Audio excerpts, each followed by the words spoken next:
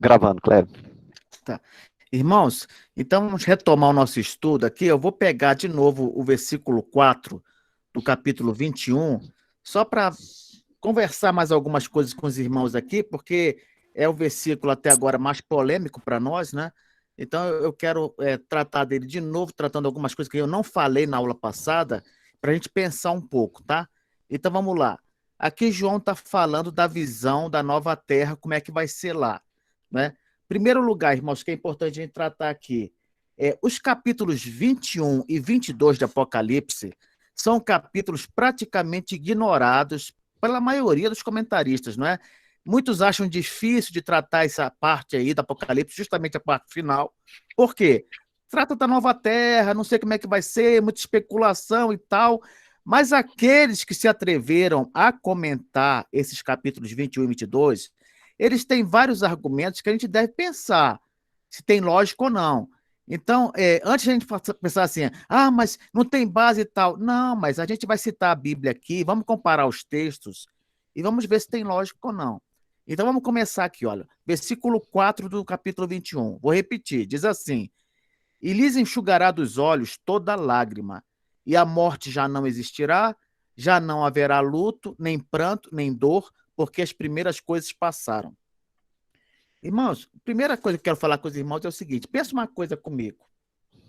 Por que que na nova terra vai mencionar que vai enxugar lágrima, se na verdade a lágrima cessa quando a gente entra na glória? Não é verdade? Por exemplo, quando você morre fisicamente, o teu espírito vai para o céu e o corpo vai ser enterrado.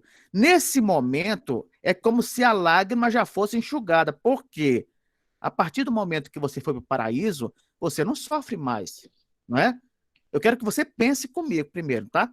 Você não sofre mais. Então, enxugar lágrima, quando é que acaba a lágrima? A lágrima, aquela lágrima decorrente, né, de um mundo caído, tomado pelo pecado e tal. Quando é que cessa essa lágrima? Ela cessa quando você entra na glória. Entra na glória. Então, se a pessoa morreu fisicamente, automaticamente a lágrima cessou. Por exemplo, o sogro do Sidney, né? Ele morreu. Ora, se ele morreu, a partir do momento que ele morreu, a lágrima, o sofrimento acabou para ele. Não tem mais sofrimento, né? Ele já está na glória e está sem sofrimento. A mesma coisa a gente pensar agora no futuro. Quando você, na ressurreição, né? A pessoa vai ressurgir, ela estava no céu, ela vai ressuscitar, ela já não estava sofrendo e não vai passar a sofrer. Vai continuar sem sofrimento. A lágrima não existe mais para ela. Nós que vamos estar aqui, vamos ter os corpos transformados. Por exemplo, se a gente tiver na época, né, do anticristo e tal, a gente vai ter o corpo transformado. Nesse momento, acabou também o choro, não tem mais lágrima. Então, quando o texto fala, lhes enxugará no futuro, né? Lá na nova terra, dos olhos toda lágrima, alguns estudiosos, é o que eu falei para os irmãos, a minoria, né? Diz o seguinte: haverá algum choro, haverá algumas limitações na nova terra, mas não é por causa do pecado. É isso que eles dizem. Eles dizem o seguinte: o ser humano, quando ele estiver na glória, ele não vai se tornar um ser humano, vamos dizer, perfeito, no sentido de não ter mais limitação. Vocês estão entendendo? Glória para o homem, para o ser humano, não é sinônimo de não ter limitação. Nós vamos sempre ter limitações. Sempre. Por quê, Kleber? Porque só Deus é autossuficiente. Vocês estão entendendo, meu irmão? Por exemplo, quando você fala assim, a pessoa na glória, ela vai sempre continuar conhecendo mais de Deus. Ora, se ela vai continuar sempre conhecendo mais de Deus, isso quer dizer que ela tem uma limitação no conhecimento. Concorda comigo? Ela vai ter uma limitação no conhecimento. Você não pode falar assim, eu vou passar a eternidade conhecendo mais de Deus. Se nós fôssemos pessoas completas, perfeitas, como Deus na nova terra, não precisaríamos conhecer mais nada. Mais nada, saberíamos tudo. Por exemplo, se na nova terra nós vamos continuar desenvolvendo ciência, né, para a glória de Deus e tudo, isso quer dizer que a gente vai fazer novas descobertas. Nós vamos progredir em conhecimento, em descoberta. Isso já mostra que nós vamos continuar pessoas limitadas. Limitadas, né? Aí a grande questão é a seguinte: vamos ter limitações, podemos ter algum sofrimento, alguma coisa, mas não pode ser algo decorrente de pecado. De pecado. Então, por exemplo, vamos dizer que na Nova Terra, cientistas discutam sobre como melhorar alguma coisa na Nova Terra, melhorar alguma coisa na natureza e tal, sei lá o quê. Eles não podem discordar, não vão poder discordar na Nova Terra, nós não vamos poder discordar. Eu vou estar conversando lá com um irmão e de repente ele tem uma ideia. Eu estou falando de coisas que não são decorrentes de pecado, irmão, tá entendendo? Eu não vou poder discordar do irmão em um assunto, não é? Todo mundo vai estar sempre certo o tempo todo. É uma coisa meio estranha isso, não é? E qual é a base para poder esses teólogos dizerem que na Nova Terra pode ter algum sofrimento, alguma coisa, mas não decorrente de pecado? Eles pegam textos da própria Bíblia. Quer ver? Se você for lá em Gênesis 3,16, eu vou ler aqui de novo, Gênesis 3,16. E a mulher disse, Deus falando para a mulher, quando eles caírem em pecado, né? Multiplicarei sobre modo os sofrimentos da tua gravidez. Quando Deus falou para Eva, multiplicarei os sofrimentos da tua gravidez, dá a entender que ela sofreria quando fosse gerar. Concorda ou não? Ela sofreria. E isso a gente está falando de um mundo antes do pecado. Porque quando Deus criou Adão e Eva, ele falou assim, ó, crescei e multiplicai-vos. Se ele falou crescer e multiplicai-vos antes do pecado, é porque Eva iria gerar, né? Antes do pecado. O pecado não tinha entrado ainda, e Deus já tinha previsto, ó, crescei e multiplicai-vos. E ele falou, multiplicarei os sofrimentos. Quer dizer, já haveria um sofrimento, mas não seria um sofrimento decorrente de pecado. Já haveria um sofrimento, mas Deus está falando que após a entrada do pecado, ele vai multiplicar esse sofrimento, vai tornar ele mais forte. Está entendendo? Outra coisa, se você for para Gênesis capítulo 2, versículo 19 e 20, diz assim, havendo, pois, o Senhor Deus formado da terra todos os animais do campo e todas as aves do céu, trouxe-os ao homem para ver como este lhe chamaria. E o nome que o homem desse a todos os seres viventes, esse seria o nome deles. Deu nome o homem a todos os animais domésticos, às aves dos céus e a todos os animais selváticos. Para o homem, todavia, não se achava uma auxiliadora que lhe fosse idônea. Vejam só, antes do pecado, Adão parece demonstrar aqui que havia uma frustração nele. Ele não tinha uma pessoa que considerasse a companheira adequada. Esse tipo de frustração que Adão provavelmente tinha era decorrente de pecado? Não, não. Mas ele sentia a falta de uma companheira adequada. E quando Deus lhe deu a companheira, qual foi a reação dele? Ah, essa é a carne da minha carne, ossos dos meus ossos e tal. Então, é possível sim, no mundo sem pecado, você sentir alguma insatisfação. Está entendendo? Mas não que seja decorrente de pecado. Vamos dizer que na Nova Terra vai ter o culto lá na Nova Jerusalém, que todo mundo vai lá para participar. E de repente você, por algum motivo, atrasou e você vai lamentar porque se atrasou para o culto na Nova Jerusalém. Não é possível isso? Você lamentar porque vai chegar atrasado num culto na Nova Jerusalém? Vocês estão entendendo, irmãos, o que eu quero dizer? Eu estou falando de frustração e de dor que não seja decorrente de pecado, tá? Aí se você falar, não, mas mesmo assim, para mim, não vai ter nada de ruim, nada de ruim, tal. Tudo bem. Você vai lá para o capítulo 22 de Apocalipse, né? Capítulo 22, olha o versículo 2, capítulo 22, versículo 2, diz assim, no meio da sua praça, de uma e outra margem do rio, está a árvore da vida, que produz 12 frutos, dando o seu fruto de mês em mês. E as folhas da árvore são para a cura dos povos. São para a cura dos povos. Mas que cura? De quê? De doença não pode ser, porque a doença ela é um efeito do pecado. Então é de cura de alguma coisa que pode acontecer, né? Mas que não seja decorrente de pecado. Aí você fala, qual é a interpretação desse versículo para aquelas pessoas que dizem que não vai ter nada de ruim, nada. Eles vão dizer o seguinte, que essas folhas aqui são um memorial, que a gente vai olhar para as folhas e vai lembrar que Deus nos curou de tudo. Ou seja, essas folhas das árvores da vida, elas serão um memorial.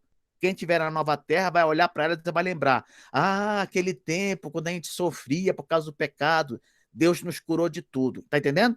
Então, para essas pessoas, as folhas da árvore da vida vão ser simplesmente um memorial. Já para aqueles que dizem que pode haver alguma dor decorrente de um problema que não seja de pecado, aí serviriam essas folhas aí. Então, irmãos, isso é só para os irmãos pensarem, tá entendendo? Se você falasse para mim, não, Kleber, eu vou continuar com a posição de que lá na Nova Terra não vai ter problema nenhum, tudo zerado, nada, frustração nenhuma, discordância nenhuma, tá entendendo? Vai ser tudo um mar de rosas e tal. Ok, você pode ficar com essa posição. Só que é bom saber que há pessoas que defendem uma posição diferente, ainda que seja minoria, tá, irmãos? Então vamos continuar aqui, versículo 5. E aquele que está assentado no trono disse: Eis que faço novas todas as coisas. Olha que interessante. Ele fala: faço novas. O que eu falei para os irmãos? Que na Bíblia tem duas palavras para novo, né?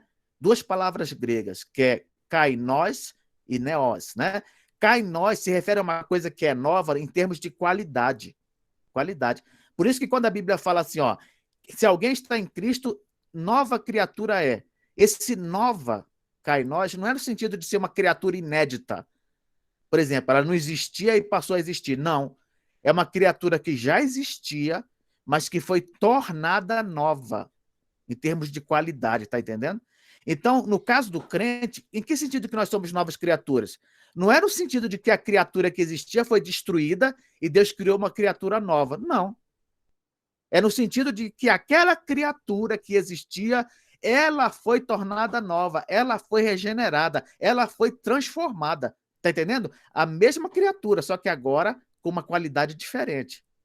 Isso também vai acontecer com a terra, com os céus. Vai ser o mesmo céu, vai ser a mesma terra, só que vai ser purificada. Vai ter uma nova qualidade. Por quê? Porque ela vai ser livre do pecado. Livre do pecado.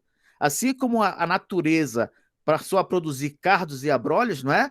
Na nova criação, ela vai ser purificada desses defeitos que vieram sobre ela por causa do pecado. E aqui Deus fala: faço novas, de novo, faço novas no sentido de renovar todas as coisas. E acrescentou: escreve, porque essas palavras são fiéis e verdadeiras. Deus está dizendo aqui para João: ó, escreve, por quê? Porque essas palavras são dignas de confiança. E elas são verdadeiras. Irmão, vocês já pararam para pensar que quando você coloca no papel, o compromisso é muito maior, né? Antigamente o pessoal fala bem assim, ó. Antigamente os contratos eram verbais. Bastava a palavra da pessoa, né? Eu não sei se houve realmente essa época, né? Quando eu nasci já não havia isso. Eu não sei quem é que lembra aí se já houve uma época em que bastava a palavra de alguém para você firmar um contrato. Eu não sei. O fato é o seguinte: hoje em dia, só um louco faz um contrato apenas verbal, né? Só um louco. Hoje em dia não existe isso. Quando você coloca no papel, você coloca ali um compromisso, uma responsabilidade. Agora eu pergunto, por que Deus fala, escreve? Por quê? Porque Deus não tem medo disso, irmãos. Deus não tem medo de se comprometer. Você sabe por quê que ele não tem medo de se comprometer? Porque ele é digno de confiança. E tudo que ele fala é verdadeiro. É aquela história, você pode anotar, meu irmão, se Deus falou, vai se cumprir. Não tem isso com Deus, não. Isso tem com os homens, né? Que eu acabei de falar. Homem, hoje em dia, ninguém faz contrato verbal. Deus não. Deus, ele vai além. Não precisa ficar só na palavra, não. Escreve. Escreve. E o compromisso de Deus está na palavra dele. Tudo que está escrito na Bíblia, irmãos, é digno de confiança e é verdadeiro. Se está falando aí que Deus vai cuidar da gente, vai nos manter seguros até o final, nos manter fiéis, para nos dar no final a coroa da vida, isso vai acontecer. Acabou. Acabou. Está registrado. Entendeu?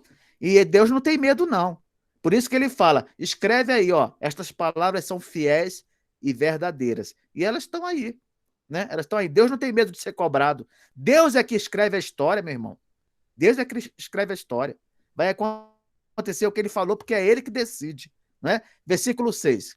Disse-me ainda, tudo está feito. Quando é que Deus vai falar isso? Vai falar lá, na consumação. Por que ele vai dizer tudo está feito? Porque essa expressão tudo está feito tem a mesma ideia de quando Jesus falou na cruz, está consumado. Ou seja, essa obra que eu tinha para fazer foi feita. Quando Jesus morreu na cruz do Calvário, ele tinha uma missão, né, irmãos? Qual era a missão? Era vir a este mundo e realizar uma obediência ativa e passiva. O que quer dizer isso, Cláudio? Uma obediência ativa e passiva. Jesus não só tinha que obedecer à lei ativamente, ou seja, obedecer tudo que a lei manda, como ele tinha que obedecer à lei passivamente. Como assim? Ele tinha que receber a punição pela desobediência à lei. Lembra que quando Adão caiu, nós todos caímos com ele? Pois é. Aquela dívida que Adão deixou, ou seja, de não cumprir a lei perfeitamente, ela trouxe um castigo, não é verdade? Ela trouxe a morte, ela trouxe punição, ela trouxe sofrimento. Então, quando Jesus veio ao mundo, ele não só obedeceu ativamente, ou seja, obedeceu perfeitamente tudo que a lei manda, como ele também obedeceu passivamente. Ele aceitou os castigos e as punições decorrentes da desobediência de todos nós, em Adão. Por isso que Jesus sofreu, por isso que Jesus foi humilhado, por isso que Jesus foi zombado, por isso que Jesus morreu, não é? Porque ele não só obedeceu à lei perfeitamente, como ele também aceitou sobre si os castigos decorrentes da desobediência da lei, né? Que não foi ele que desobedeceu. Eu quero reafirmar aqui, foi Adão, todos nós em Adão. Jesus recebeu isso também, né? Aí fala assim, mas a desobediência, a queda, ela trouxe a morte eterna. Na verdade, isso significa que a desobediência, ela trouxe também o inferno, né? Que faz parte da morte. A gente fala morte eterna, a gente pensa logo no inferno, né? E Jesus também sofreu o inferno. Sofreu o inferno. Mas não é como as pessoas pensam. Jesus teve que ir ao inferno para sofrer o inferno. Não. O inferno foi até Jesus na cruz do Calvário. Você está entendendo, meu irmão? Ele foi até Jesus na cruz do Calvário. Lá na cruz do Calvário aconteceu tudo. Jesus sofreu tudo, né? E lá, quando o inferno foi até Jesus, ele sentiu aquela angústia eterna que estava destinada a todos nós. E foi uma coisa tão assombrosa, tão misteriosa, que ele chegou a dizer: Deus meu, por que me desamparaste? Olha só, por que Jesus falou isso? Ele falou isso porque ele estava sentindo naquele momento todas as angústias do inferno. Do inferno. É por isso que o reformado, ele não diz que Jesus foi ao inferno ou que Jesus precisou ao inferno. O inferno foi até Jesus na cruz do Calvário, você está entendendo? Foi até ele. E causou nele uma dor tão grande e um sentimento tão grande de desamparo que ele chegou a falar: por que me desamparaste? Porque, na verdade, irmãos, o que é o inferno? O inferno, em última análise, é a total separação de Deus. Total separação. É a ausência de Deus no coração.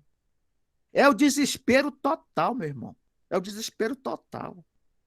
E Jesus sentiu tudo isso lá na cruz do Calvário. Você entendeu? Então você nunca fale: Jesus foi até o inferno, Jesus desceu ao inferno. Não, não, não. Não aconteceu nada disso. O inferno foi até Jesus. E lançou sobre ele aquilo que era para lançar sobre nós. Veja só que salvação maravilhosa, né? Se o Filho de Deus passou por aquele sentimento lá de desespero, imagine então nós, seres humanos, frágeis, limitados, né? Não suportaríamos, né, irmãos?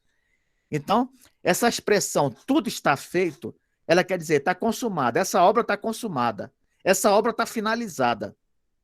Quando Deus fala tudo está feito, ele está querendo dizer, a nova terra, né, esse projeto está concluído.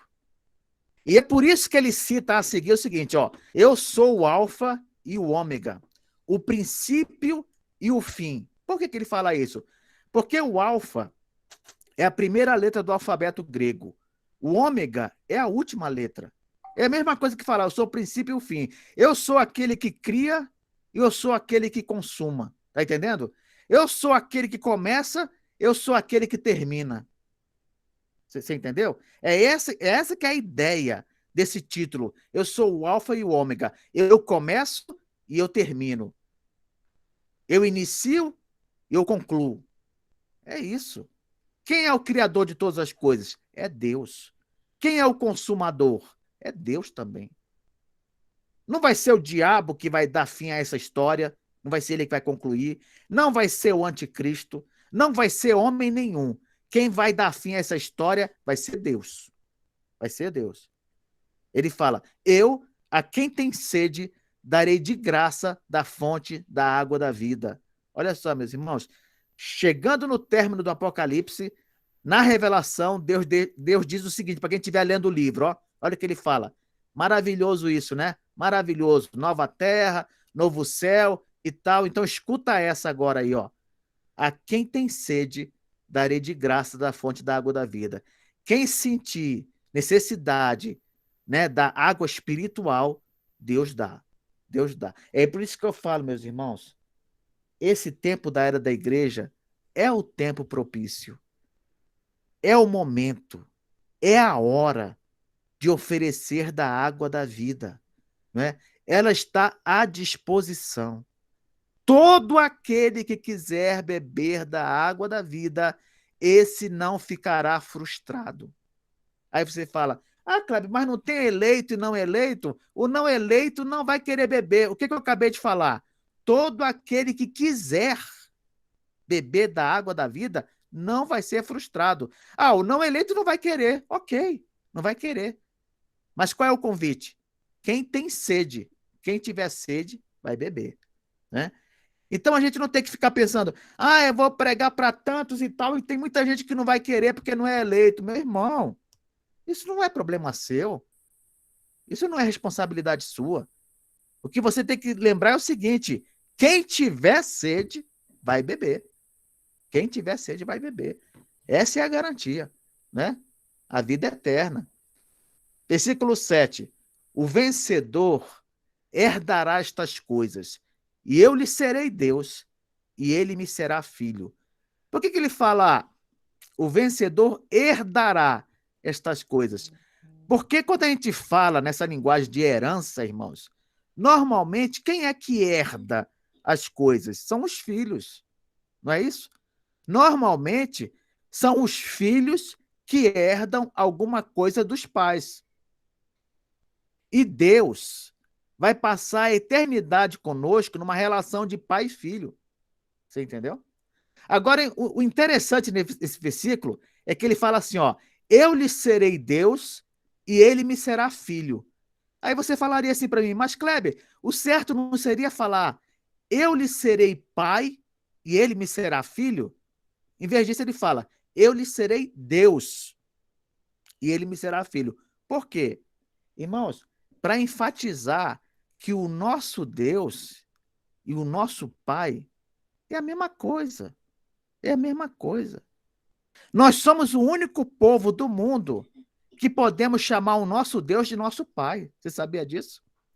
Nas religiões da antiguidade, isso era impensável. Impensável. Nenhum Deus da antiguidade, esses falsos deuses, né? Nenhum deles era considerado pai dos seus súditos, né? Nenhum deles. Deus, cara, não consigo nem imaginar, nos tempos antigos, alguém se dirigir à divindade como seu pai. Isso não existia. E também o próprio Deus deles seria uma ofensa. Eu vou ser pai de um ser humano, uma reles criaturinha aí, eu vou ser pai. Mas o nosso Deus, o único Deus verdadeiro, ele se relaciona com a sua criatura como um filho, como se fosse um filho. Isso é um privilégio que só nós temos.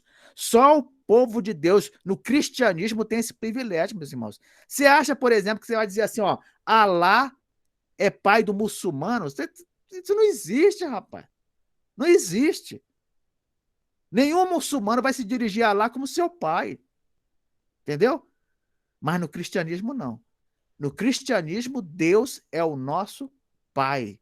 É o nosso pai. É por isso que Jesus, quando ele vai ensinar a orar, como é que ele começa a oração? Pai nosso. Pai nosso, né? Então, Deus, ele é nosso pai. Quando ele fala, eu lhe serei Deus, o Deus da Bíblia, ele é igual ao nosso pai. É aí por isso que ele pode completar assim, ó, e ele me será filho. Ele me será filho. Versículo 8.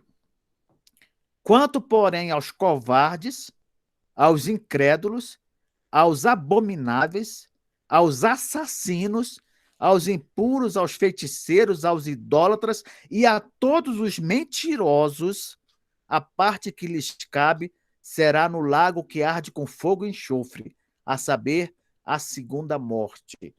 Eu já falei para os irmãos que o lago que arde com fogo e enxofre, o lago de fogo, é o inferno definitivo, né, irmãos? Eu já falei para vocês. Por que mesmo, Kleber, que é o inferno definitivo? Porque, como eu também já disse, quando uma pessoa morre sem Cristo, ela vai para o inferno. Mas ela vai para um sofrimento padrão. Jesus falou que no dia do juízo haverá menos rigor, mais rigor, não é, com Cafarnaum do que com Sodoma e Gomorra. Por quê? Porque no dia do juízo, irmãos, o grau de punição vai ser definido com mais exatidão, né? Então vai ser aquele sofrimento que a pessoa realmente merece. Não bastou a pessoa negar a Cristo, não querer Cristo, não. Ela vai sofrer por isso, mas ela também vai sofrer por males que ela causou nesta vida, você entendeu? Então aqui, quando fala lago que arde com fogo e enxofre, é o inferno definitivo. É aquele inferno também onde a pessoa vai sofrer dores físicas. Dores físicas. Como assim, Kleber? Dores físicas. Por quê? Porque quando uma pessoa morre hoje e vai para o inferno, na verdade, ela vai sofrer, ela vai passar por sofrimentos na alma, né? No espírito. Por quê? O corpo não foi para a terra para ser enterrado? E o espírito não foi para o inferno? Então, ela não está passando por sofrimentos físicos, dores físicas. Não está. Mas ela não vai ter que ressuscitar para passar pelo dia do juízo? Pois é. No inferno definitivo, além das dores na alma, ela ainda vai sentir também dores físicas. É mole ou quer mais? Pois é. Por que chama de segunda morte o inferno definitivo? Porque a pessoa já estava morta espiritualmente. Não é verdade? Já estava morta espiritualmente. Mas ela estava morta espiritualmente, mas viva fisicamente, né? E agora, na segunda morte, ela, além de já ter morrido espiritualmente, né? Já passou pela morte física, e agora tem aquela morte definitiva que eu falei para vocês, porque o inferno é definitivo, tá, irmãos? É aquele inferno definitivo. E ele fala, por que ele dá essa lista? Covardes, incrédulos, abomináveis, assassinos. Isso aqui, irmãos, é uma direta, não é nem indireta, é uma direta para aquelas pessoas que durante a perseguição, foram contra Deus, foram contra Jesus e foram contra a igreja. Quer ver? Olha só. Quando fala assim, quando lermos covardes, vamos pensar naqueles que se acovardaram diante das perseguições e pressões. Na época de João, muitos que se diziam crentes se acovardaram. Sabia disso? Quando começou a perseguição, começou a pressão, o anticristo em cima, ou o imperador da época, o que aconteceu? Se acovardaram e negaram a Jesus. Esses foram para o inferno. Quando a gente lê incrédulo, vamos lembrar, irmãos, daquelas pessoas que, em vez de acreditar nas palavras do Apocalipse, né, elas duvidaram, preferiram se firmar na realidade que elas viam. Porque muita gente é assim, mas eu vou crer em Deus, eu estou olhando para a realidade agora. Olha a perseguição ali, olha o ditador ali, olha aquele líder, olha a pessoa morrendo, olha a pessoa sendo torturada. Ou seja, são aquelas pessoas que, em vez de crer no invisível, elas creem apenas naquilo que os olhos veem. Se você olhar, você vê, estamos numa pandemia, estamos com problema na política, não há esperança, não há perspectiva de uma coisa boa. A pessoa se deixa levar só por aquilo que ela vê e deixa de se firmar naquilo que ela não vê. Essas pessoas são incrédulas, incrédulas. E são dignas também de ir para o inferno, você está entendendo? A ideia é essa. Quando a gente lê os abomináveis, vamos pensar aqui, irmãos, o que é abominável para Deus? É tudo que desagrada a Ele profundamente, meus irmãos. Tudo que desagrada a Ele profundamente. Por exemplo, no caso do Apocalipse, quantas pessoas, para continuar comendo, né, se alimentando, mantendo o emprego, aceitaram a marca da besta? Quantas pessoas fizeram isso no decorrer da história? Quantas pessoas vão fazer isso no futuro? Muita gente, irmãos. Vão fazer coisas abomináveis para Deus, coisas que Deus odeia, né? E essas pessoas também estão na lista aqui, ó, que deve ir para o inferno. Então, já temos aqui, ó, os covardes, os incrédulos, os abomináveis, esses aí vão para o inferno. Não adianta. Ah, Kleber, mas o crente não age assim desse jeito, não. Graças a Deus. Graças a Deus. Né? Um crente não age assim. Quando lermos impuros, vamos lembrar daqueles que, no decorrer da história, se deixam levar pelas seduções do mundo, meus irmãos. Você está entendendo? Por que a Babilônia é chamada de grande meretriz? Por que esse nome? Grande meretriz. Porque é aquela que seduz a todos. É aquela que consegue desviar o homem do caminho da moralidade. Por isso que ela é chamada de grande meretriz. Os governos anticristãos, irmãos, eles vão se apresentar para nós com muitos atrativos. Entendeu? Pode ser hoje, se não for hoje, vai ser amanhã, vai ser no futuro. Os governos contra Deus, contra a palavra de Deus, eles vão oferecer os seus atrativos. Vão nos seduzir, tentar nos seduzir. E aqui diz, ó, quanto aos impuros, esses aí estão na lista. Então a gente tem que ignorar a sedução do mundo. Ignorar a sedução do mundo. Você, meu irmão, minha irmã que é casado, ignora a tentação, a sedução do mundo. Você que está tendo a oportunidade de ganhar um dinheirinho a mais por meio de alguma falcatrua, alguma coisa errada, sonegação de imposto, qualquer coisa nessa linha, ignora a sedução do mundo. Você que está querendo se aliar a alguns colegas, amigos, entrar na mesma rodinha, se deixar levar para ser aceito socialmente, ignora a sedução do mundo. Os impuros não herdarão o reino de Deus. Não adianta você ter uma alegria passageira, temporária, e isso não vai terminar bem no final, meu irmão. Não vai terminar bem no final. Deus está advertindo aqui.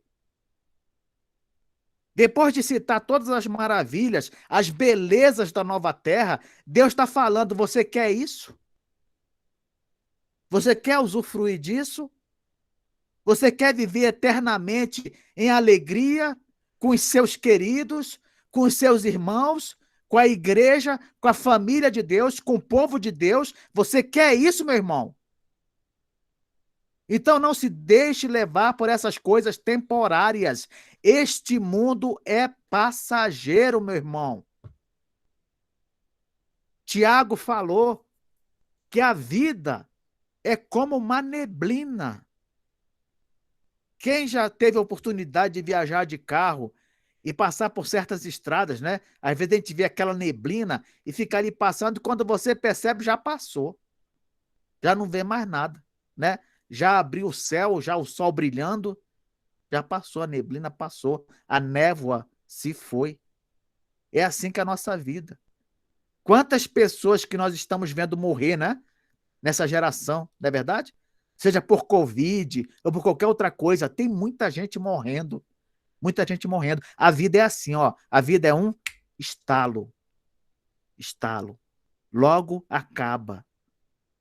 Não se deixe prender, não se deixe levar, não caia nas atrações do mundo, meu irmão. Vamos usufruir das coisas que Apocalipse revela aqui para nós. Vamos estar todo mundo junto lá, né? Quando fala lá, ó, feiticeiros, pensemos duas vezes antes de seguir certos profetas ou religiosos. Tem muita gente que não pode ouvir falar numa coisa extraordinária que já quer seguir, né, meu irmão? Já quer seguir. Quantas vezes a gente vê no meio espírita, por exemplo, sujeito fazendo lá operações extraordinárias? Às vezes uma caneta Bic, usa uma caneta Bic e faz uma operação, cura uma catarata, faz sei lá o quê. Meu irmão, não se deixe levar por fantasias, por fábulas. O apóstolo Paulo falou, escrevendo a Timóteo, que nos últimos dias, e eu ressalto, hein, nós já estamos vivendo nos últimos dias. Lembra que eu falei, Hebreus capítulo 1, versículo 1 e 2. Nestes últimos dias, nós já estamos nos últimos dias. E o apóstolo Paulo disse, nos últimos dias, muitos se deixarão levar por coceiras no ouvido, querendo ouvir fábulas. Fábulas. Ah, mas fulano lá falou tal coisa, fulano lá fez uma coisa extraordinária, não sei o quê. Meu irmão, tudo isso, à luz da Bíblia, é considerado como feitiçaria. Isso é coisa do diabo, isso é coisa do demônio, querendo desviar o povo de Deus. Jesus, lá em Mateus 24, ele advertiu: surgirão pessoas fazendo coisas extraordinárias para desviar, se possível, os eleitos de Deus. Ah, Cleber, mas por que você não viu o tal lá que fez tal coisa e depois pregou e disse isso e isso? Irmãos, farão coisas incríveis para que você dê crédito à palavra deles. Entendeu? Não se deixa levar por isso, não, meu irmão. Se não tiver na palavra de Deus, sai fora. Sai fora. É a palavra de Deus que é o nosso juiz, que diz o que é certo e o que é errado. É a palavra de Deus. Não são essas coisas, não, meu irmão. Lembra que quando o apóstolo Paulo foi lá em Bereia pregar a palavra, mesmo sendo o apóstolo Paulo, um homem de Deus, comissionado pelo próprio Cristo, o que os bereanos faziam? Eles conferiam nas escrituras para ver se era daquele jeito mesmo. Ora, se até o apóstolo Paulo eles conferiu na Bíblia para ver se batia, quanto mais esses outros mané que aparecem aí, meu irmão. Deixa de criancice, infantilidade, ficar dando corda para a gente que está falando que a palavra de Deus não diz. Não diz. Nós temos que levar mais a sério a palavra de Deus, meu irmão. Não passou pelo crivo da palavra, tá fora. Quando falar assim, ó, idólatras, vamos nos prostrar diante de Deus apenas. O único que é digno de adoração. Vocês acham, meus irmãos, que é certo uma igreja que se diz cristã se prostrar diante de imagens de escultura, se prostrar diante de santos, dizer que é devota de Santo Antônio, santo não sei o quê e tal? Isso é um absurdo, meu irmão. Ainda mais você tendo na Bíblia tão claro, Deus falando que não é para fazer imagem de escultura. E nós estamos acostumados com isso, né? A gente vê no catolicismo, não, mas muitos católicos são cristãos, a gente vai ter uma surpresa e tal, não sei o que, para de falar besteira. Isso é uma abominação para Deus. Idolatria é uma abominação. Lembra quando Moisés desceu lá do monte? O povo estava lá embaixo adorando o bezerro, não estava? Adorando o bezerro. E aí Moisés foi para cima de Arão e falou para ele: Que palhaçada é essa aqui, rapaz? Vocês estão fazendo aqui, adorando o bezerro? O que Arão falou? Rapaz, a gente jogou o ouro aí dentro do fogo, saiu isso aí, ó. Saiu isso aí. Olha a desculpa do homem, hein? Jogamos o ouro lá, saiu esse negócio aí. Aí Moisés, ah, é? Ah, é? Foi assim?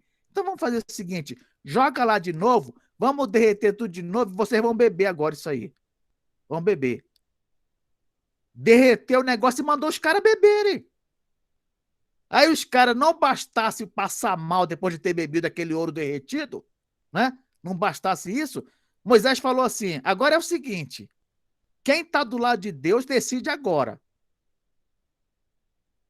Tá do lado de Deus? Tô. Então passa a espada nos outros. Ah, Kleber, onde é que você viu isso? Na Bíblia, meu irmão. Vai ler a Bíblia. Você vai ver isso.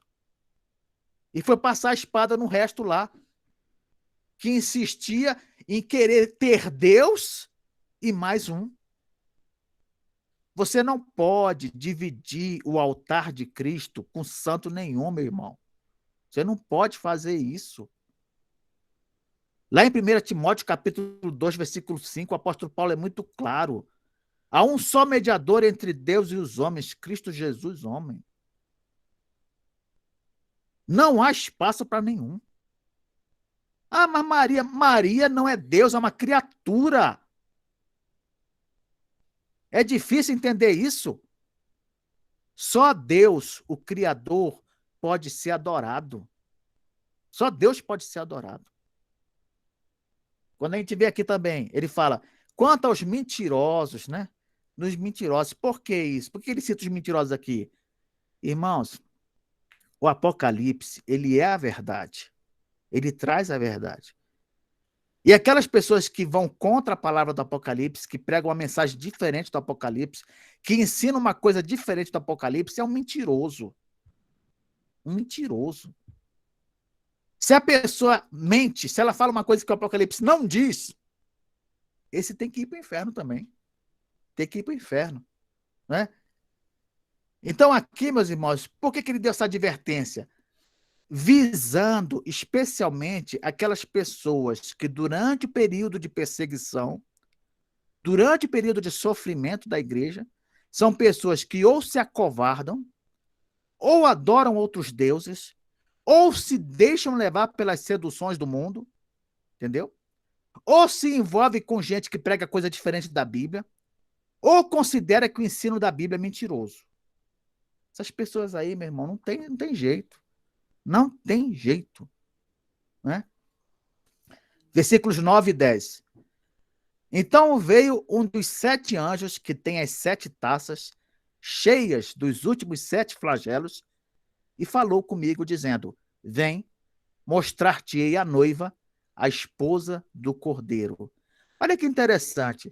Ele fala aqui, irmãos, que um anjo daqueles que segurava as 7 taças foi falar com João, falou assim para ele, ó, vem comigo que eu vou te mostrar a igreja, a noiva, a esposa do Cordeiro. Aí eu pergunto para vocês, por que justamente um anjo que carregava uma das 7 taças é que foi chamar João para ver a igreja? Por quê? Porque, meu irmão, se você for olhar no Apocalipse, uma das vítimas da 7ª taça foi justamente a Babilônia, que era o símbolo do governo mundial. Olha só que coisa interessante. Se você for lá, Apocalipse, capítulo 16, versículo 17 a 19, diz assim, ó, então derramou o 7º anjo a sua taça pelo ar, e saiu grande voz do santuário do lado do trono, dizendo, feito está. E sobrevieram relâmpagos, vozes e trovões, e ocorreu grande terremoto, como nunca houve igual, desde que há gente sobre a terra. Tal foi o terremoto, forte e grande. E a grande cidade se dividiu em 3 partes. Que grande cidade é essa? A grande Babilônia. E caíram as cidades das nações. E lembrou-se Deus da grande Babilônia para dar-lhe o cálice do vinho do furor da sua ira. Olha que interessante, hein? Os anjos que derramaram a taça lá e acabou com a grande Babilônia, é esse mesmo tipo de anjo que vai chamar João para ver a igreja. Por quê? Quer fazer um contraste. Um contraste entre a cidade de Deus e a cidade dos homens. Não sei aqui quem conhece um pouco de história eclesiástica, mas Agostinho, ele escreveu uma obra, né, sobre a cidade de Deus e a cidade dos homens. A cidade de Deus representa a igreja, representa o povo de Deus, representa os valores de Deus, representa aquilo que Deus gosta, que Deus defende, que Deus aprova. A cidade dos homens, ela representa justamente esse sistema caído, esse mundo que não quer saber de Deus, esse mundo que só defende o que não presta. Você entendeu? Então ali o anjo, ele derramou a taça para acabar com a cidade dos homens e agora ele vai mostrar o destino bem diferente que tem a cidade de Deus. Você entendeu? Se você olhar Apocalipse capítulo 17, versículo 1, diz assim: veio um dos 7 anjos que tem as 7 taças e falou comigo dizendo: vem, mostrar-te eu o julgamento da grande meretriz que se acha sentada sobre muitas águas. Tá vendo? Deve ter sido o mesmo anjo. Aquele anjo que mostrou para João o destino da cidade dos homens é o mesmo anjo que deve ter mostrado para João o destino da cidade de Deus, né? Você pega Apocalipse 18, versículo 1, 2 e 21. Olha só. Versículo 1, 2 e 21. Diz assim: depois destas coisas, vi descer do céu outro anjo, que tinha grande autoridade, e a terra se iluminou com a sua glória. Então exclamou com potente voz, dizendo: caiu, caiu a grande Babilônia, e se tornou morada de demônios, covil de toda espécie de espírito imundo, esconderijo de todo gênero de ave imunda e detestável. Olha o versículo 21. Então, um anjo forte levantou uma pedra, como grande pedra de moinho, e arrojou-a para dentro do mar, dizendo: assim com ímpeto será arrojada a Babilônia, a grande cidade, e nunca jamais será achada. Olha só, hein?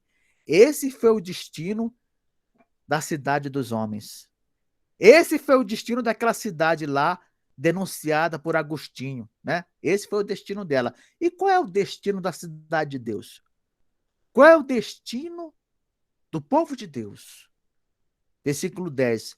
E me transportou em espírito até uma grande e elevada montanha e me mostrou a santa cidade, Jerusalém, que descia do céu da parte de Deus. Irmãos, vocês lembram que eu falei para vocês que a Nova Jerusalém, ela representa, ela simboliza tanto um lugar como as pessoas que moram no lugar, não é? Por quê, Kleber? Porque a Nova Jerusalém, ela é tanto a igreja quanto o lugar onde a igreja vai morar, não é? E aqui ele fala, ela vai deixar de ser uma habitação no céu para ser uma habitação na terra. Vai vir para cá. Hoje, se você quiser ver Deus, meu irmão, tem que morrer primeiro, né? Tem que morrer e aí você vai para onde? Vai lá para o terceiro céu, lá para o paraíso. Se quiser ver Deus. Na nova terra, Deus é que vem até nós. Ah, não vou mais morar no terceiro céu, não. Eu vou morar na terra. Vou morar com os crentes. Vou morar com os meus filhos. É isso que vai acontecer. Deus vai vir morar conosco na terra, né? Aí fala, ela desce do céu e diz, ó, a qual tem a glória de Deus. Olha que coisa, hein? Tem a glória de Deus. O seu fulgor era semelhante a uma pedra preciosíssima, como pedra de jaspe cristalina. Irmãos, olha como é que começa o versículo. Ela tem a glória de Deus. Kleber, quando você fala a glória de Deus, a que você se refere especificamente? Irmãos, eu me refiro à Bíblia, na verdade, né? Ela se refere, quando ela fala em glória de Deus, à grandeza, o esplendor, a majestade, a beleza santa do nosso Senhor. Você entendeu? Ela se refere à grandeza, ao esplendor, à majestade, né, de nosso Deus. Essa beleza é descrita por meio de comparações, porque ele fala assim, ó, o seu fulgor era semelhante. Por que ele fala semelhante? Porque, irmãos, é difícil você descrever a glória de Deus, sabia? É difícil. A gente imagina, né? Pô, a glória de Deus, grandeza de Deus, mas é difícil, porque não existe nada semelhante na Terra. Não existe. Então ele vai dizer assim, ó, é semelhante, mas você está entendendo? Não dá para descrever com exatidão. Aqui é que ele fala aqui, ó. Eu vou descrever então, comparar com uma pedra preciosíssima, como pedra de jaspe cristalina. O que é isso, Kleber? Essa pedra de jaspe cristalina. Essa pedra é uma pedra preciosa de origem semítica. Vocês lembram que os descendentes de Sem, quando Noé teve filhos, ele teve Sem, Cã e Jafé. Lembra? Então, os descendentes de Sem, os semitas, né? Entre eles, tem o povo judeu. Então, é uma pedra preciosa lá daquelas bandas, lá do meio desse povo, né? Do povo judeu. Ela tem uma coloração avermelhada. Agora, imagina essa pedra, coloração avermelhada, né? Brilhando. Aqui eu peguei uma imagem dela aqui, ó. Vocês estão vendo? É assim, ó, ela é assim. Agora imagina essa pedra brilhando, né? Essa pedra aqui, ela brilhando, né? O que que é? Isso aqui, irmãos, é só uma ideia só da glória, do fulgor, né? Da glória de Deus. Aí diz assim, versículo 12: tinha grande e alta muralha, 12 portas. Tá vendo por que eu disse que a Nova Jerusalém, ela é tanto o povo como o lugar onde o povo vai morar, né? Então, aqui o que a gente vai fazer agora, irmãos? Nós vamos interpretar a Nova Jerusalém de duas maneiras. Primeiro, vamos interpretá-la como uma cidade, tá entendendo? E, ao mesmo tempo, vamos ver o simbolismo que essa cidade nos dá. Vamos ver o simbolismo. Vamos lá. Diz assim, ó, tinha grande e alta muralha. É uma cidade enorme, irmãos. É uma cidade gigante. Nós vamos ver isso aqui mais para frente. A capital da nova terra vai ser a Nova Jerusalém. Ela vai ser a capital. Ela é gigante. Tem 12 portas. E junto a cada porta tem 12 anjos. Ah, então quer dizer que quando eu chegar na cidade eu vou ver os anjos? Vai, meu irmão. Você vai ver os anjos. Ah, mas Kleber, mas os anjos não deveriam ficar lá no terceiro céu? Meu irmão, o que que eles vão fazer no terceiro céu se Deus vai estar aqui, meu irmão? Você acha que anjo está lá no céu fazendo o quê? Anjo, quando está no céu, está adorando a Deus, servindo a Deus. Quando ele não está no céu, ele está cumprindo alguma ordem de Deus. Se Deus não vai estar no terceiro céu, vai estar na terra, onde é que o anjo vai estar? Vai estar aqui também. Pô, mas eu vou ver anjo assim de perto? Vai, meu irmão. Junto às portas, 12 anjos, e sobre elas nomes inscritos, que são os nomes das 12 tribos dos filhos de Israel. Por que que sobre as portas vai estar o nome das 12 tribos? Porque as 12 tribos representam o povo de Deus do Velho Testamento, aqui nessa imagem. Então, lá na capital, na Nova Jerusalém, nós vamos ter crentes do Velho Testamento? Vamos. Vamos ter crentes do Velho Testamento. Você vai ver, o pessoal que está vendo a novela Gênesis, né? Você vai ver lá Abraão, você vai ver lá Isaac, você vai ver Jacó, você vai ver José do Egito, você vai ver Josué, você vai ver Samuel. Você está entendendo? Você vai ver Esdras, você vai ver Neemias, você vai ver aquele que foi para lá num carro de fogo, Elias, vai ver Eliseu, vai ver essa turma toda. Todo mundo vai estar lá.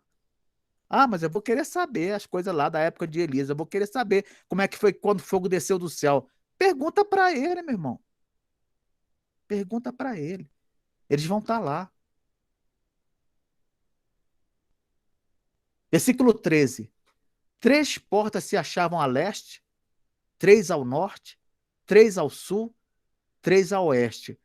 Por que que a cidade, a Nova Jerusalém, vai ter porta para tudo que é lado.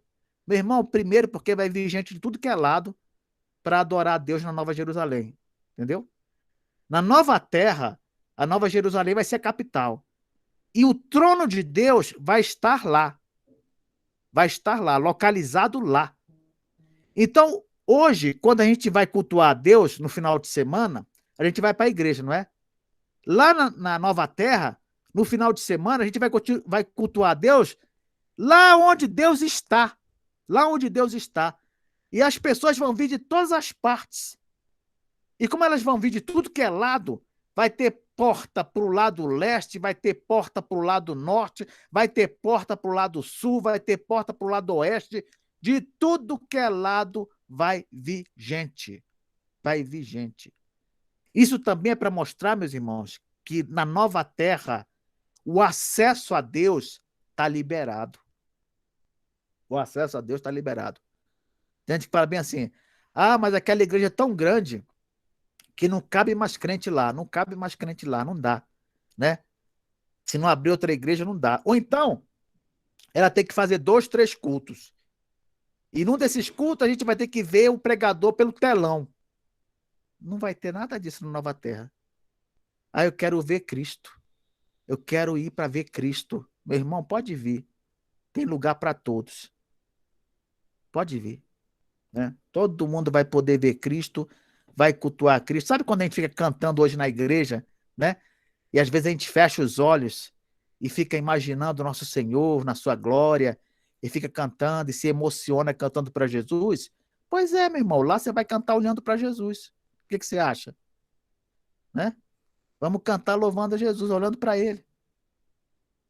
Vamos até esse versículo 14. A muralha da cidade tinha 12 fundamentos, e estavam sobre estes os 12 nomes dos 12 apóstolos do Cordeiro. Por que antes citou as 12 tribos, os nomes das 12 tribos, e agora citou o nome dos 12 apóstolos? Por quê? Porque assim como o povo de Deus do Velho Testamento vai estar lá, o povo de Deus do Novo Testamento e da era da igreja, né? Claro, vai estar lá também. Nós vamos estar tudo lá, meu irmão. Aí agora você vai ver quem? Agora você vai ver Mateus, você vai ver Lucas, você vai ver Marcos, você vai ver o apóstolo Paulo, né? Você vai ver, como diz no final daquela cara, Trifena e Trifosa, já viu isso? Né? 2 personagens lá que o apóstolo cita, você vai ver, vai estar lá também. Você vai ver, além do Senhor Jesus, você vai ver todos aqueles personagens do Novo Testamento, Timóteo, Tito, vai tudo estar lá, meu irmão. Vai tudo estar lá. Né? Então, é muita coisa, irmãos, é muita alegria, só felicidade, só alegria. Né? Deus nos abençoe. Amém, presbítero. Como diz a palavra, as aflições desta vida não podem ser comparadas com a glória que está reservada para nós. Né? Esse livro realmente nos enche de esperança. Então, agradeço mais uma vez, Kleber, que Deus continue te abençoando. Passo Amém. agora a palavra para o nosso pastor Edilson.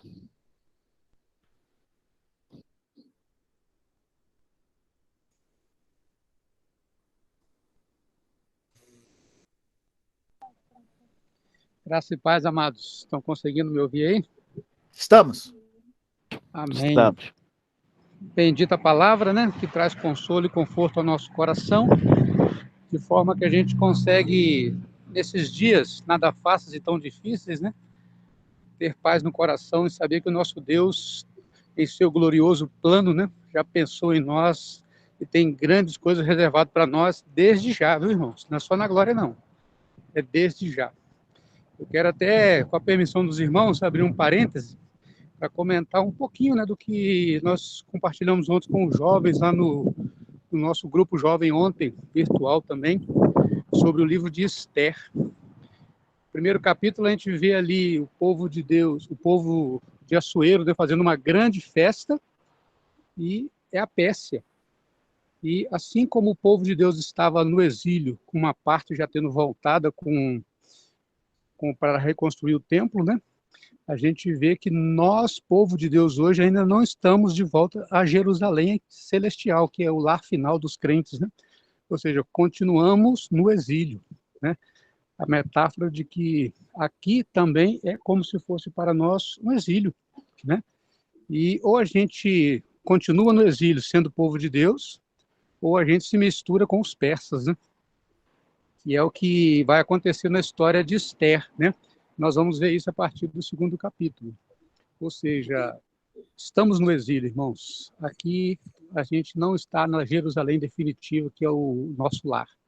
E nesta terra a gente precisa todo dia, né, escolher permanecer como cidadãos dos céus e não nos misturar com os persas, ou seja, com este mundo. É um desafio a cada dia, mas o mesmo Deus que sustentou seu povo no passado, né, continua nos sustentando hoje. Vamos crer que em Deus estamos seguros e que essa paz dele enche o nosso coração. Amém? Vamos orar. Santo Deus, eterno e bendito Pai, louvado seja o teu nome, pela tua grandeza, glória e majestade, pelo teu plano bendito e maravilhoso. Obrigado, ó Deus, que desde a eternidade o Senhor pensou em nós. Nem havíamos nascido, mas o Senhor já havia preparado para nós uma caminhada contigo e tem um lar reservado para cada um de nós. Ó Senhor, que a fé que o Senhor meu tem colocado no nosso coração seja sustentada pelo teu Santo Espírito em nós. Ele que nos selou, que nos marcou, que nos confirma na tua presença, possa nos revestir de coragem, de ânimo, nos dando dia a dia a fé necessária para permanecer firmes. Ó Deus, e guarda-nos do mal. Neste mundo tão difícil, tenebroso, que não teme o Senhor, que muitas das vezes, assim como os reis da Pérsia, da Babilônia, tentam se levantar contra ti, mas tu, assim como os venceste todos, que nós possamos estar seguros em ti, sabendo que no Senhor nós já somos mais que vencedores. Cuida de nós, da tua igreja, de cada um do teu povo, das nossas famílias, livrando-nos do mal. Nós queremos nesse dia também nos lembrar dos pais. Agradecer ao Senhor pela vida, Deus, de cada homem que é pai, que está aqui no grupo, nesta aula, e que está congregando conosco como igreja, faz parte do teu povo na face da terra. Dá a esses homens graça, coragem, sabedoria, fé, para que possam cuidar de suas famílias, para que possam não só cuidar materialmente, com o alimento, com a proteção, mas, sobretudo, pastorear seus corações de esposas e filhos, fortalecendo-os na tua presença. Abençoa, Deus, esses homens que são pais, com saúde, com fé, com coragem e sabedoria. Somos gratos ao Senhor por esses homens, somos gratos ao Senhor pelo sustento do Senhor na vida deles, na vida de suas famílias, na vida da nossa igreja. Fica conosco nesse domingo, prepara-nos para o culto logo mais, abençoa as demais atividades, seja em tudo louvado e engrandecido, em nome de Jesus, para a glória do Senhor Jesus, o Cordeiro que já venceu, hoje e sempre. Amém. Amém. Queridos, amém. Então, até daqui a pouco, temos aí a Escola Bíblica das nossas crianças, 16 horas e 18h30, né, o nosso culto de adoração. Lembrando, quem está aqui, amanhã é segunda-feira, e segunda-feira às 20 horas começa aí a oração nos lares, os irmãos que puderem, vamos estar ali juntos orando ao nosso Deus, né, com essa esperança que o nosso presbítero Kleber falou aqui ao nosso coração e tem falado ao longo do livro de Apocalipse. Então, a todos aí, um domingo muito abençoado, irmãos. Graça e paz a todos. Feliz Dia dos Pais aí, renovado. Amém. Reitera aí, feliz Dia dos Pais, né? Ao Kleber, ao Carlos, aos demais aí, papais presentes aí, Ronaldo, né? Aldimar. Deus abençoe a vida de cada um. E tem as mamães que são mamães e papais, né? Com Deus certeza. abençoe a vida de cada uma delas também. É um bom dia, queridos. Graça e Graça e paz. paz. Kleber, um beijão aí na família, que Deus abençoe e guarde todo o mal aí, Kleber. Até domingo, se Deus permitir. Obrigado. Vou fechar aqui agora.